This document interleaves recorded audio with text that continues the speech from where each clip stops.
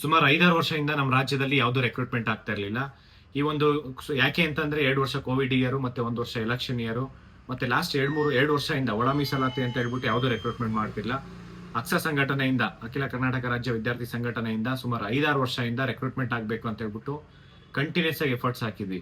ಆದ್ರೆ ಈ ಒಂದು 2 ಇಯರ್ಸ್ ಅಂದ್ರೆ ಒಳ ಮೀಸಲಾತಿಗಿಂತ ಮುಂಚೆ ಸರ್ಕಾರ 1 ವರ್ಷದಲ್ಲಿ ಒಂದು 5,000, ಲಾಸ್ಟ್ ಒಂದು 3 ವರ್ಷದಿಂದ ಒಂದು 5-6 ಸಾವಿರ ವೇಕೆನ್ಸಿ ಫಿಲ್ ಮಾಡಿದ್ದಾರೆ ಅಷ್ಟೇ. ಬಿಕಾಸ್ ಯಾವುದು ನೋಟಿಫಿಕೇಶನ್ಸೇ ಮಾಡಿಲ್ಲ. ಇಂಟರ್ನಲ್ ರಿಸರ್ವೇಶನ್ ಅಂತ ಹೇಳ್ಬಿಟ್ಟು ತುಂಬಾ ಡಿಲೇ ಮಾಡ್ಕೊಂತಾನೆ ಬಂದ್ರು.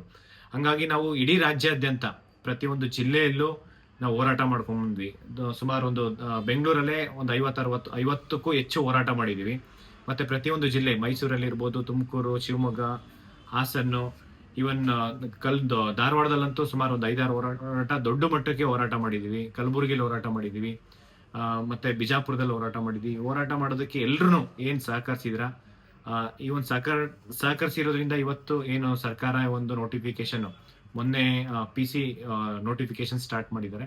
ಇವನ್ ಸ್ಟಾರ್ಟ್ ಮಾಡೋದಕ್ಕೂ ಕಂಟಿನ್ಯೂಸ್ ಆಗ ಏನು ಒಂದು ಒಳ ಮೀಸಲಾತಿ ಇಂಟರ್ನಲ್ ರಿಸರ್ವೇಶನ್ ರಿಪೋರ್ಟ್ ಬಂದು ಅದು ಇಂಪ್ಲಿಮೆಂಟ್ ಆದ್ಮೇಲೆ ಪ್ರತಿಯೊಂದು ಕ್ಲಾರಿಫಿಕೇಶನ್ಸ್ಗೂ ಡಿಪಾರ್ಟ್ಮೆಂಟ್ ಓಡಾಡ್ಕೊಂಡು ಆ ಕ್ಲಾರಿಫಿಕೇಶನ್ಸ್ ಕ್ಲಿಯರ್ ಮಾಡಿಸಿದ್ವಿ.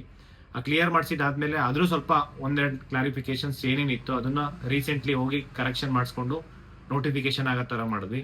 ನೋಟಿಫಿಕೇಶನ್ ಇನ್ನೂ ಡಿಲೇ ಆಗುತ್ತೆ ಅಂತ ಹೇಳಿ ನಾವು ಧಾರವಾಡದಲ್ಲಿ ಅಂದ್ರೆ ಇದೇ ತಿಂಗಳು ಜೂನ್ 3ನೇ ತಾರೀಕು ನಾವು ಹೋರಾಟ ಮಾಡ್ಬೇಕಂತ ಅನ್ಕೊಂಡ್ವಿ. 2ನೇ ತಾರೀಕು ಪ್ರೆಸ್ ಮೀಟ್ ಮಾಡಿದ್ವಿ ನಾವು, ಗೌರವಾಧ್ಯಕ್ಷರಾದಂತಹ BD ಹಿರೇಮಠ್ ಗುರುಜಿ ಅವರ ನೇತೃತ್ವದಲ್ಲಿ. ಅದಾದ್ಮೇಲೆ ಮತ್ತೇನೋ ನಾವು ಹೋರಾಟ ಮಾಡ್ಬೇಕಂತ ಹೇಳ್ಬಿಟ್ಟು ಎಲ್ಲಾ ರೀತಿನೂ ಪ್ಲಾನ್ ಮಾಡಿದ್ವಿ. 3ನೇ ತಾರೀಕು ಮಾನ್ಯ ಮುಖ್ಯಮಂತ್ರಿ ಸಿದ್ದರಾಮಯ್ಯ ಅಂದ್ರೆ DK ಶಿವಕುಮಾರ್ ಸರ್ ಓದ್ ತಗೊಂತಾರೆ ಅಂತ ಹೇಳ್ಬಿಟ್ಟು ನಾವು 3ನೇ ತಾರೀಕು ಹೋರಾಟ ಅಂತಂದ್ರೆ ಮುಂದಕ್ಕೆ ಪೋಸ್ಟ್ಪೋನ್ ಮಾಡಿದ್ವಿ. ನೆಕ್ಸ್ಟ್ ನಾವು ಏನು ಒಂದು CJI chief justice of Karnataka ಏನಿದ್ದಾರೆ ಅವ್ರಿಗೆ ನಾವು ಪತ್ರ ಚಳವಳಿನೂ ಮಾಡ್ಬೇಕಂತ ನಾವು ಎಲ್ಲರಿಗೂ ಕರೆ ಕೊಟ್ಟಿದ್ವಿ. ಅದನ್ನು ಕೂಡ ನಾವು ಪೋಸ್ಟ್ಪೋನ್ ಮಾಡಿದ್ವಿ. ಬಿಕಾಸ್ ಯಾಕೆಂದ್ರೆ ಮುಖ್ಯಮಂತ್ರಿ ಮಾನ್ಯ ಅಂದ್ರೆ DK ಶಿವಕುಮಾರ್ ಸರ್ ಓದ್ ತಗೊಂತ ಇರೋದ್ರಿಂದ ಮುಂದಕ್ಕೆ ಹಾಕೊಂಡಿದ್ದು. ಅದಾದ್ಮೇಲೆ ಅವತ್ತೇ ನಾವು BD ಹಿರೇಮಠ್ ಗುರುಜಿ ಅವ್ರ ನೇತೃತ್ವದಲ್ಲಿ ಜಿಲ್ಲಾಧಿಕಾರಿಗಳಿಗೆ ನೆಕ್ಸ್ಟ್ ಡೇ 3ನೇ ತಾರೀಕು ನಾವು ಲೆಟರ್ ಕೂಡ ಕೊಟ್ಟಿದ್ವಿ. ಮಾನ್ಯ ಮುಖ್ಯಮಂತ್ರಿ DK ಶಿವಕುಮಾರ್ ಸರ್ಗೆ ಭೇಟಿ ಮಾಡೋದು ಅವಕಾಶ ಮಾಡ್ಕೊಡಿ ಅಂತ ಹೇಳ್ಬಿಟ್ಟು ಅವರು ಕೂಡ ಸಹಕರಿಸಿದ್ದಾರೆ, ಮಾಡ್ತೀನಿ ಅಂತ ಹೇಳ್ಬಿಟ್ಟು. ಅದಾದ್ಮೇಲೆ ರೀಸೆಂಟ್ಲಿ ಏನು ನಾವು ಇಷ್ಟೆಲ್ಲ ಇದ್ ಮಾಡಿದ್ಮೇಲೆ ಈಗ PC ನೋಟಿಫಿಕೇಶನ್ಸ್ ಆಗಿದೆ. ನೆಕ್ಸ್ಟ್ 1 ವೀಕ್ ಒಳಗಡೆ KS ISF ಮತ್ತೆ KSRP ಎಲ್ಲ ನೋಟಿಫಿಕೇಶನ್ಸ್ ಮಾಡ್ತೀನಿ ಅಂತ ಹೇಳಿದ್ದಾರೆ. ಅದೇ ರೀತಿ ಕಂಟಿನ್ಯೂಸ್ ಆಗಿ ವಿಲೇಜ್ ಅಕೌಂಟೆಂಟ್ ಇರ್ಬೋದು, ಕ್ರೈಸ್ ನೋಟಿಫಿಕೇಶನ್ಸ್ ಇರ್ಬೋದು, ಬೇರೆ ಬೇರೆ ನೋಟಿಫಿಕೇಶನ್ಸ್, ಟೀಚರ್ಸ್ ವೇಕೆನ್ಸಿ ಇರ್ಬೋದು. ಟೀಚರ್ಸ್ ವೇಕೆನ್ಸಿ ಜೂನ್ 20ನೇ ತಾರೀಕು ಒಳಗಡೆ ಮಾಡ್ತೀನಿ ಅಂತ ಹೇಳಿದ್ದಾರೆ. ಇದನ್ನೆಲ್ಲ ನಾವು ನೋಡಿದಾಗ ಸರ್ಕಾರ ಈಗ ಆದಷ್ಟು ಬೇಗ ಪ್ರತಿಯೊಂದು ಇಲಾಖೆಯಿಂದ, ಡಿಪಾರ್ಟ್ಮೆಂಟ್ ಇಂದ ನೋಟಿಫಿಕೇಶನ್ಸ್ ಮಾಡಲೇಬೇಕು. ಮಾಡಿಲ್ಲ ಅಂತಂದ್ರೆ ಖಂಡಿತ ನಾವು ಮತ್ತೆ ಹೋರಾಟ ಮಾಡ್ತೀವಿ. ನಾವು ಮತ್ತೆ BD ಹಿರೇಮಠ್ ಗುರುಜಿ ಅವ್ರನ್ನೇ ತುಂಬಾ ಚರ್ಚೆ ಮಾಡಿದ್ವಿ ಏನೆಲ್ಲ ಮಾಡ್ಬೋದು ಅಂತ ಹೇಳ್ಬಿಟ್ಟು. ಸಪೋಸ್ ಏನು 9ನೇ ತಾರೀಕು ನಾವು ಅನಿರ್ದಿಷ್ಟಾವಧಿ ಹೋರಾಟನೂ ಮಾಡ್ಬೇಕಂತ ಅನ್ಕೊಂಡಿದ್ವಿ. ಬಿಕಾಸ್ ನೋಟಿಫಿಕೇಶನ್ಸ್ ಮಾಡಿಲ್ಲ ಅಂತಂದ್ರೆ ನಾವು ಅದನ್ನು ಚರ್ಚೆ ಮಾಡ್ತಾ ಇದ್ವಿ. ಮಾನ್ಯ ಮುಖ್ಯಮಂತ್ರಿ DK ಶಿವಕುಮಾರ್ ಸರ್ ಭೇಟಿ ಮಾಡಿಸ್ತಾರೆ ಅಂತ ಹೇಳ್ಬಿಟ್ಟು ಸಂಪೂರ್ಣ ವಿಶ್ವಾಸ ಇದೆ. ಮತ್ತೆ ನೋಡೋಣ ಇನ್ನ ಆದಷ್ಟು ಬೇಗ ಏನೆಲ್ಲ ಸಮಸ್ಯೆ ಇದೆ ಅದು ಸಮಸ್ಯೆ ಎಲ್ಲ ಬಗೆಹರಿಲ್ಲ ಅಂದ್ರೆ 100% ಹೋರಾಟ ಮಾಡೋಣ. ಮತ್ತೆ ಇನ್ನೂ ಹೋರಾಟಕ್ಕೆ ಪ್ರತಿಯೊಂದು ಜಿಲ್ಲೆಯಿಂದ ಕೋಚಿಂಗ್ ಇನ್ಸ್ಟಿಟ್ಯೂಟ್ ಇರ್ಬೋದು, ನಮಗೆ ಲೈಬ್ರರೀಸ್ ಇರ್ಬೋದು, ಎಲ್ಲ irrespective of political party, Kannada ಪರ ಹೋರಾಟಗಾರ ಇರ್ಬೋದು, ರೈತ ಪರ ಹೋರಾಟಗಾರ ಇರ್ಬೋದು, ವಿವಿಧ ವಿದ್ಯಾರ್ಥಿ ಸಂಘಟನೆಗಳು ಪ್ರತಿಯೊಂದು ಹೋರಾಟಕ್ಕೂ ಬಂದು ಭಾಗವಹಿಸಿದ್ರ ನಿಮ್ಗೆಲ್ಲ ಎಷ್ಟು ಧನ್ಯವಾದ ಹೇಳಿದ್ರು ಕಡಿಮೆನೆ. ಯಾಕೆಂತಂದ್ರೆ ನೀವೆಲ್ಲ ನಮಗೆ ಸಂಪೂರ್ಣವಾಗಿ ಸಪೋರ್ಟ್ ಮಾಡಿಲ್ಲ ಅಂತಂದ್ರೆ ಇಷ್ಟೆಲ್ಲ ನೂರಾರು ಹೋರಾಟ ಮಾಡಿದೀವಿ, ಹೋರಾಟ ಮಾಡಕ್ ಆಗ್ತಿರ್ಲಿಲ್ಲ. ಆಲ್ಮೋಸ್ಟ್ ಕಂಟಿನ್ಯೂಸ್ ಆಗಿ 2 ಇಯರ್ಸ್ ಇಂದ ಕಂಟಿನ್ಯೂಸ್ ಆಗಿ ಒಂದಿನ ಬಿಟ್ಟಿಲ್ಲ. ಎಲ್ಲ ಡಿಸ್ಟ್ರಿಕ್ಟ್ ವೈಸು ಮತ್ತೆ ನಾವು ಹೋಗಿ ಎಲ್ಲೆಲ್ಲಿ ಹೋಗಿದ್ವಿ ಅದಕ್ಕೆಲ್ಲಾನು ಸಹಕರಿಸಿದ್ರ.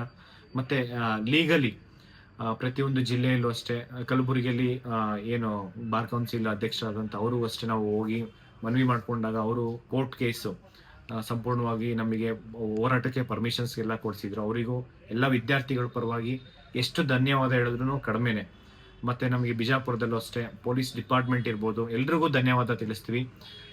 ಧಾರವಾಡದಲ್ಲೂ ಅಷ್ಟೇ, ನಾವು ಧಾರವಾಡ ಅಂತ ಬಂದಾಗ ಪ್ರತಿಯೊಬ್ಬರೂ ಇರ್ರೆಸ್ಪೆಕ್ಟಿವ್ ಆಫ್ ಪೊಲಿಟಿಕಲ್ ಪಾರ್ಟಿ ಎಲ್ಲರೂ ಸಪೋರ್ಟ್ ಮಾಡಿದ್ರ, ಎಲ್ರಿಗೂ ನಾವು ಧನ್ಯವಾದ ತಿಳಿಸ್ತೀವಿ.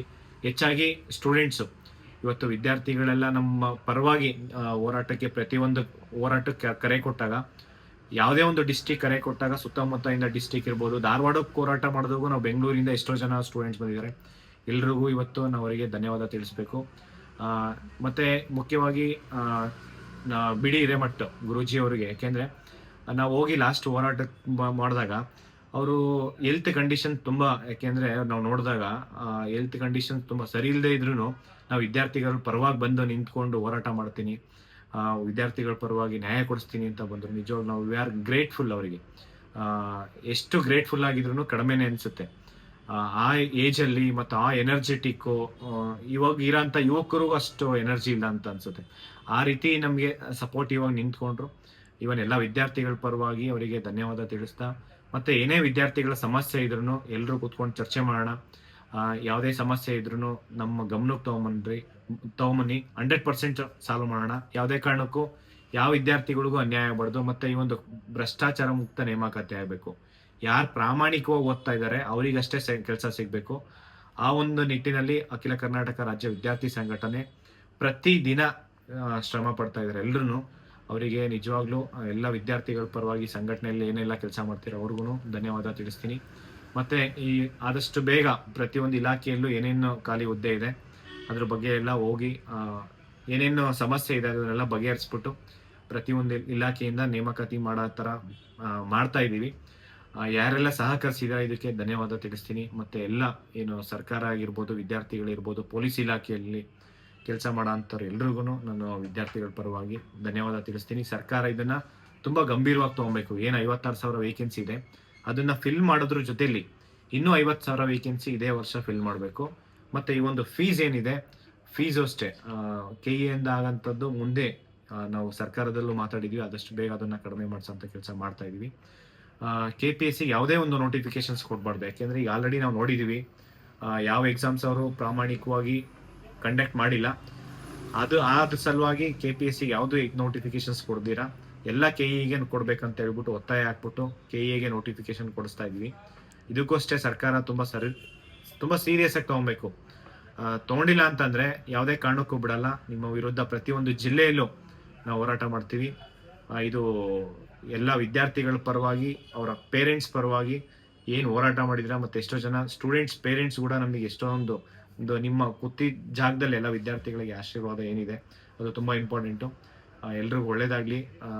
ಮುಂಬರುವ ದಿನಗಳಲ್ಲಿ ಯಾವುದೇ ಸಮಸ್ಯೆ ಇದ್ರೂ ನಮಗೆ ತಿಳಿಸಿ, 100% ಅದನ್ನು ನಾವು ಸಮಸ್ಯೆ ಬಗೆಹರಿಸೋಂಥ ಪ್ರಯತ್ನ ಮಾಡ್ತೀವಿ. Thank you so much. ನಮಸ್ಕಾರ.